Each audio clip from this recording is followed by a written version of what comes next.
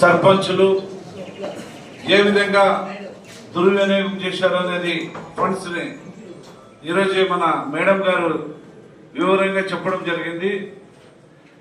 ఏ ఫండ్లు కూడా పని చేయలేని పరిస్థితిలో అయిపోయింది మా ఫెరిడ్.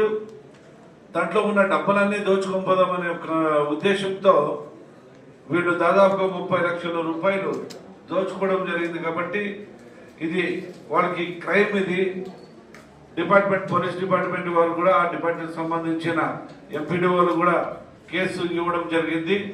ఆ సర్పంచుల మీద ఖచ్చితంగా చర్యలు తీసుకొని ఉన్న డబ్బులు వాళ్ళు రిటర్న్ రావాలా, లేని పక్షంలో వాళ్ళ ఆస్తులు కానీ జప్తీ చేసి రికవరీ చేయాలని చెప్పేసి ఈ సందర్భంగా నేను డిపార్ట్మెంట్ వారికి నేను మనవి చేసుకుంటున్నాను.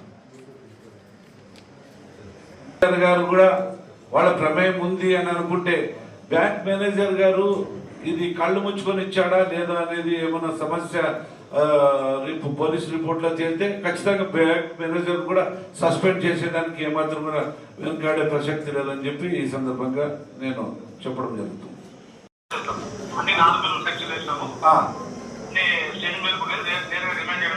స్టేషన్ మేలు కూడా ఇవ్వద్దండి, రిమాండ్. ఎందుకంటే ప్రభుత్వ దుర్వినియోగం అంటే చాలా సీరియస్. ఇది సీఎం గారు కూడా చాలా సీరియస్.